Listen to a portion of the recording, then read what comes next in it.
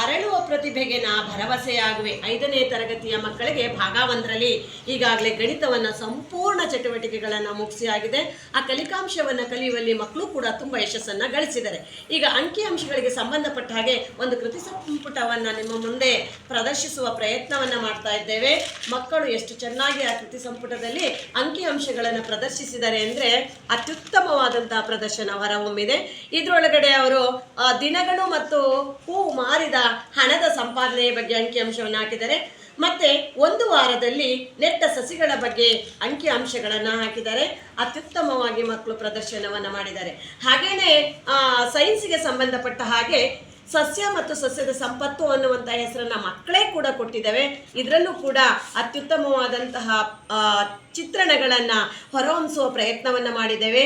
ಇದರಲ್ಲಿ ಖುಷಿ ಜೇಡಿ ಅವರು ದ್ಯುತಿ ಸಂಶ್ಲೇಷಣೆ ಕ್ರಿಯೆ ಬಗ್ಗೆ ಅತ್ಯುತ್ತಮವಾದ ಮಾಹಿತಿಯನ್ನು ನೀಡುವಲ್ಲಿ ಯಶಸ್ವಿಯಾಗಿದ್ದಾರೆ. ಅದಾದ ನಂತರ ಖುಷಿ ಸಿ ಅವರು ದ್ಯುತಿ ಸಂಶ್ಲೇಷಣಾ ಕ್ರಿಯೆಯಲ್ಲಿ ಭಾಗವಹಿಸುವಂತಹ ಮೂಲ ಸೌರಶಕ್ತಿ, ಬೇರು, ಕಾಂಡ, ಎಲೆ, ಹೂವು ಇವುಗಳ ಮೂಲಕ ಹೇಗೆ ದ್ಯುತಿ ಸಂಶ್ಲೇಷಣಾ ಕ್ರಿಯೆ ನಡೆಯುತ್ತೆ ಅನ್ನೋದನ್ನು ಹೊರಹೊಮ್ಮಿಸಿದ್ದಾರೆ. ಇದಾದ ನಂತರ ಯಶಸ್ವಿನಿ ಅವರು ಅತ್ಯುತ್ತಮವಾಗಿ ಗಿಡ ಮತ್ತು ಮರಕ್ಕೆ ಇರುವ ವ್ಯತ್ಯಾಸವನ್ನು ಪ್ರದರ್ಶಿಸಿದ್ದಾರೆ.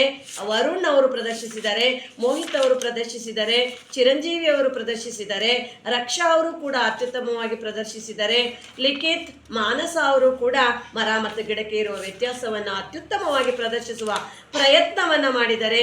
ಇವನ್ನ ನೋಡ್ತಾ ಇದ್ರೆ ಮಕ್ಕಳಲ್ಲಿ ನಾವು ಮನಸ್ಸು ಮಾಡಿದರೆ ಎಂಥ ಕೃತಿ ಸಂಪುಟವನ್ನು ಹೊರಗೆ ತರಬಹುದು ಅಂತಕ್ಕಂತಹದ್ದು ತುಂಬ ನಮಗೆ ಮನನ ಆಗತ್ತೆ ಅಂತ ಹೇಳುವ ಪ್ರಯತ್ನವನ್ನು ನಾವು ಮಾಡ್ತಾ ಇದ್ದೇವೆ. ಎಲ್ಲ ಶಾಲೆಗಳಲ್ಲೂ ಕೂಡ ಈ ಥರದ ಒಂದು ಕೃತಿ ಸಂಪುಟಗಳು ಬರಲಿ ಅಂತ ಹೇಳಿ ಆಶಯವನ್ನು ವ್ಯಕ್ತಪಡಿಸ್ತಾ ಇದ್ದೇನೆ.